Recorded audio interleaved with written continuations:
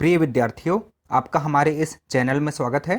आज हम समझेंगे कि समांतर श्रेणी का nवां पद हम कैसे ज्ञात करते हैं। तो चलिए शुरू करते हैं। यदि किसी समांतर श्रेणी का प्रथम पद a1 हो तथा सार्व अंतर d हो, तब समांतर श्रेणी का nवां पद जो होता है an बराबर होता है a plus n minus one into D के। आपको ये याद रखना है, मैं इसको हाईलाइट कर देता हूँ। nवां पद क्या होता है? a plus N minus one into D.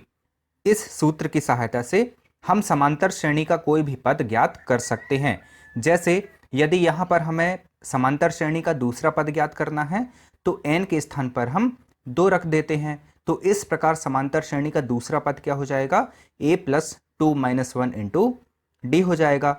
इसी प्रकार यदि हमें समांतर श्रेणी का तीसरा पद ज्ञात करना है तो n के स्थान पर हम 3 रख देंगे, तो यह हो जाएगा a plus three minus one into D. यहाँ पर a समांतर श्रेणी का प्रथम पद है और d जो है वह सार्व अंतर अर्थात पदांतर है। समांतर श्रेणी के अंतिम पद को हम व्यापक पद या जनरल टर्म भी कहते हैं। मैंने आपको बताया है कि जो समांतर श्रेणी होती है वह a plus D, a plus two D, a plus three D के फॉर्म में होती है और यह आगे इसी तरह से बढ़ती जाती है। आगे के पदों को ज्ञात करने के लिए हमें एक तो a की आवश्यकता पड़ती है, अर्थात हमें a का मान ज्ञात होना चाहिए और d का मान ज्ञात होना चाहिए। यदि इन दोनों का मान हमें ज्ञात है तो हम किसी भी पद को आसानी से ज्ञात कर सकते हैं। अब ये जो प्रतिरूप है कैसे प्राप्त होता है, हम इसको देखते हैं। प्रथम पद है a, द्वितीय पद है a प्लस डी, तृतीय पद है a प्लस टू डी, चौथा पद है a प्लस थ्री डी और आगे के पद हम इस तरह से ज्ञात कर सकते हैं। अब देखिए यहाँ पर a प्रथम पद है, a प्लस डी को हम a plus two minus one into D के रूप में लिख सकते हैं, क्योंकि 2 माइनस वन 1 होगा और इसका गुणा जब हम d से करेंगे तो d ही प्राप्त होता है। तो a प्लस डी को हम a plus two minus one into D के रूप में लिख सकते हैं। इसी तरह a प्लस टू डी को हम a plus three minus one into D के रूप में लिख सकते हैं, क्योंकि 3 माइनस वन करेंगे तो 2 प्राप्त होता है। आगे a प्लस थ्री डी को हम a plus four minus one into D के रूप में लिख सकते हैं। तो हम यदि इसको ध्यान से देखें, एक निश्चित प्रतिरूप हमें प्राप्त हो रहा है। तो यह जो प्रतिरूप है वह हमें a plus N minus one into D के रूप में प्राप्त हो रहा है। निश्चित रूप से जब हमें nवां पद ज्ञात करना है तो इस सूत्र का उपयोग हम करेंगे। उदाहरण देखते हैं। समांतर श्रेणी 2, 7, 12 का 10वां पद हमें ज्ञात करना है। कौन सा पद ज्ञात करना है? 10वां पद ज्ञात करना है। यहाँ पर देखिए a बराबर 2 है अर्थात प्रथम पद 2 है, d अर्थात सार्व अंतर 5 है। यह 5 कैसे प्राप्त हुआ?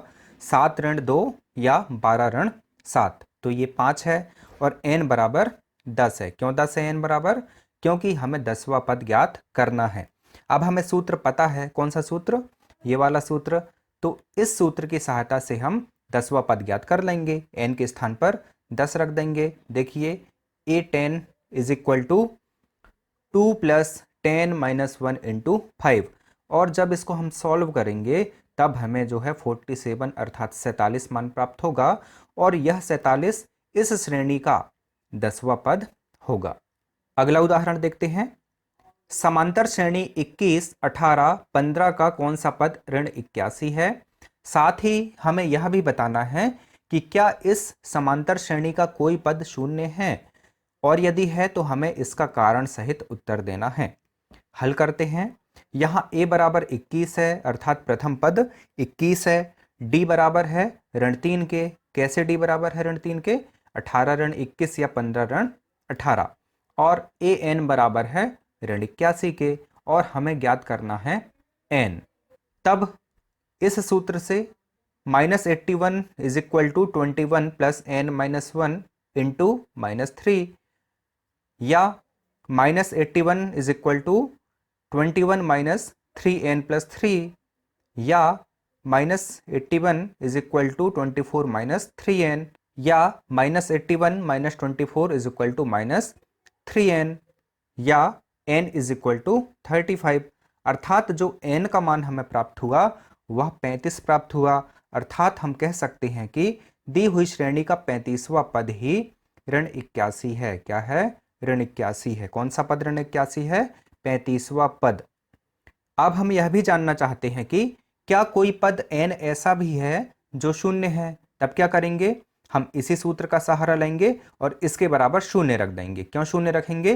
क्योंकि प्रश्न में पूछा जा रहा है कि क्या कोई पद n ऐसा भी है जो शून्य के बराबर है। तो nवां पद बराबर 0। हम जानते हैं कि nवां पद होता है a plus n minus 1 into D. इसके बराबर हम क्या रख देंगे? 0।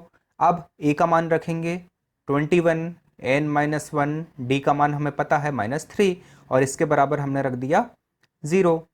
तो 21 minus 3n plus 3 is equal to 0। 24 minus 3n is equal to 0।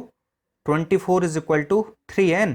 तो n इज इक्वल टू 8। अर्थात जो n का मान हमें प्राप्त हुआ वह 8 के बराबर प्राप्त हुआ। अर्थात हम कह सकते हैं कि यहाँ पर 8वां पद जो है वो शून्य है। कौन सा पद शून्य है? 8वां पद शून्य है। अगला उदाहरण है, वह समांतर श्रेणी निर्धारित कीजिए जिसका तीसरा पद 5 और 7वां पद 9 है। यहां पर दिया है कि किसी समांतर श्रेणी का जो तीसरा पद है वह 5 है और जो 7वां पद है वह 9 है। तो हमें उस समांतर श्रेणी को ज्ञात करना है या इसका निर्धारण करना है। देखिए हल करते हैं। हमें प्राप्त है या हमें ज्ञात है तीसरा पद जो है वो a3 बराबर है 5 के और जो 7वां पद है वह a7 है बराबर 9 के। an is equal to a plus n minus 1 into d से क्या हो जाएगा? हम यहाँ पर सभी का मान रख देंगे। तो a3 अर्थात तीसरा पद a plus 3 minus 1 into d हो जाएगा या फिर ये बराबर होगा a plus 2d is equal to 5 के। इसको हमने समीकरण 1 दे दिया। और ये जो 7वां पद 9 है इसको हम यहाँ पर रखते हैं a7 is equal to a plus 7 minus 1 into d. तो ये हो जाएगा a plus 6d is equal to 9 के। इसको हमने समीकरण 2 दे दिया। अब हम इन समीकरणों को जब हल करते हैं तो हमें d का मान प्राप्त हो जाता है। देखिए हल करते हैं। हम समीकरण 1 से 2 को घटा देते हैं। देखिए a plus 2d minus a plus 6d बराबर हो जाएगा 5 माइनस 9 के। इसको आगे हल करते हैं। a plus 2d minus a minus 6d बराबर हो जाएगा 5 माइनस 9 के। तो माइनस 4d बराबर हो जाएगा -4 के और d का मान प्राप्त होगा हमें 1। तो जो सार्व अंतर है वह हमें 1 के बराबर प्राप्त हो जाता है। अब इस d का मान हम किसी भी समीकरण में रख देते हैं। हम इस समीकरण में d का मान रखते हैं a plus 6 into 1 is equal to 9। तो a plus 6 is equal to 9। तो a is equal to 9 minus 6 ये हो जाएगा 3 के बराबर। तो a का मान आया 3 और d का मान आया 1। इन a और d के मान की सहायता से अब हम समांतर श्रेणी का निर्धारण कर सकते हैं। हमने आपको बताया है कि समांतर श्रेणी का जो प्रतिरूप होता है वह ये होता है a plus D, a plus 2d, a plus 3d और ये श्रेणी इस तरह से आगे तक बढ़ती है। हम यहाँ पर a और d का मान रख देते हैं तो जो श्रेणी प्राप्त होगी वह यह प्राप्त होगी। अर्थात 3, 4, 5, 6, 7 और इस तरह से ये आगे बढ़ती है। अब हम देखते हैं कि समांतर श्रेणी के कितने प्रकार होते हैं। समांतर श्रेणी के 2 प्रकार होते हैं। पहला प्रकार होता है परिमित समांतर श्रेणी और दूसरा प्रकार होता है अपरिमित समांतर श्रेणी। परिमित समांतर श्रेणी जो होती है उसमें पदों की संख्या परिमित अर्थात सीमित होती है। अन्य शब्दों में हम कहें तो अंतिम पद इसमें निश्चित होता है। जो अंतिम पद होता है वह निश्चित होता है। उदाहरण देखते हैं। कक्षा 1 से 12 तक के छात्रों को कक्षा में प्रथम आने पर जो पुरस्कार है वह रुपयों में इस प्रकार है। कक्षा पहली में प्रथम आने पर 100 रुपये, कक्षा दूसरी में प्रथम आने पर 200 रुपये, कक्षा तीसरी में 300 रुपये, कक्षा चौथी में 400 रुपये, कक्षा पाँचवीं में 500 रुपये, कक्षा 6 में 600 रुपये, कक्षा 7 में 700 रुपये, कक्षा 8 में 800 रुपये, कक्षा 9 में 900 रुपये, कक्षा 10 में 1000 रुपये, कक्षा 11वीं में 1100 रुपये और कक्षा 12वीं में 1200 रुपये। हम यहाँ पर देखते हैं कि अगली कक्षा में बढ़ने पर जो पुरस्कार की राशि है उसमें भी 100 रुपये का अंतर आ रहा है। तो यह एक समांतर श्रेणी है और पदों की संख्या यहाँ पर निश्चित है, क्योंकि कक्षाएं जो हैं वे पहली से 12वीं तक हैं। तो इस प्रकार यह जो श्रेणी है वह एक परिमित समांतर श्रेणी का उदाहरण है। दूसरा उदाहरण देखते हैं। एक सप्ताह तक पैसों की बचत रुपयों में 5 रुपये, 10 रुपये, 15 रुपये, 20 रुपये, 25 रुपये, 30 रुपये और 35 रुपये। यहाँ पर जो श्रेणी प्राप्त हो रही है उसमें पदों की संख्या 7 है अर्थात निश्चित है, और हर पद में 5 का अंतर है, इसीलिए यह भी परिमित समांतर श्रेणी का उदाहरण है। अगला प्रकार जो होता है वह है अपरिमित समांतर श्रेणी का। इसमें क्या होता है, पदों की संख्या अपरिमित होती है और अंतिम पद इसमें निश्चित नहीं होता, अर्थात अंतिम पद जो होता है वह हमें ज्ञात नहीं होता। और जब ऐसा होता है तब समांतर श्रेणी अपरिमित समांतर श्रेणी कहलाती है। जैसे 5, 10, 15, 20, 25, 30, 35 और ये श्रेणी आगे तक बढ़ रही है। हमें यह नहीं पता कि यह श्रेणी किस पद पर रुकेगी, अतः यह कैसी श्रेणी है, अपरिमित समांतर श्रेणी है। तो छात्रों, आज हमने देखा कि किसी समांतर श्रेणी का nवां पद हम कैसे ज्ञात करते हैं और समांतर श्रेणी के कितने प्रकार होते हैं। आज के वीडियो में इतना ही। जय हिंद।